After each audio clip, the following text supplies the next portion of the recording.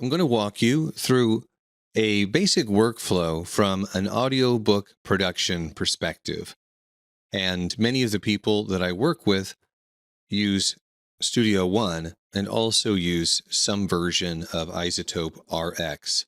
So I'm going to show you what it looks like to export a mixdown from Studio One, to take that into RX7 in this case, run it through a batch, and then pull it back up to review.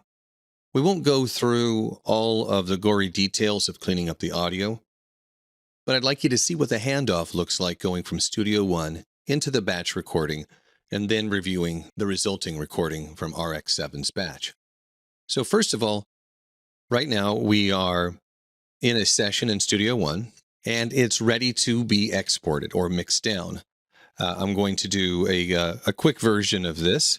So we'll make sure that we select everything. We set our start and end markers and that we're ready to export that. We'll give it a name. We'll just call this one Chapter 28. I'm going to export it as a WAV file. We always want this to be WAV unless it's our final rendering to MP3. Everything else here looks correct. Press OK.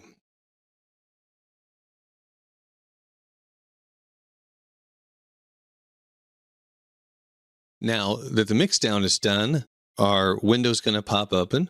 Our File Explorer window is going to pop open and show us the resulting recording. And we see here's Chapter 28. Now, the next thing we want to do is we want to get this into RX7 and into the batch window. So I'm going to go over to RX7, go to the window selection, and open batch processing. I could also use the keyboard shortcut Control B. I'm going to select the appropriate batch process. Now, I have quite a few here because I do work for a lot of other people. You may only have one process, but I do want to make sure that in this panel here, I select the appropriate batch process. I'm going to drag the audio from File Explorer and drop it into the Input Files panel here.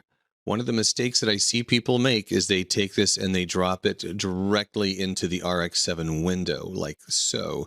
And that's actually not what we want to do. We want to get that into the Input Files panel here in batch processing.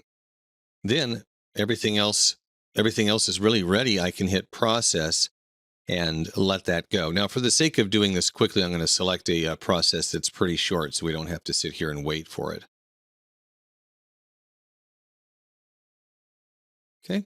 In this case, it's one that just applies ambience match. So we'll run that process. And you'll see it's going to kick out a file in the same folder with the same name, but with the addition of RX dot before the name.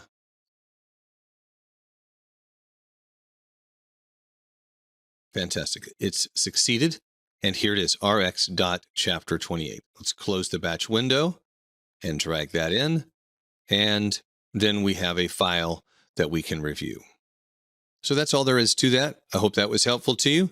Let me know what you'd like to see in future videos. Take care.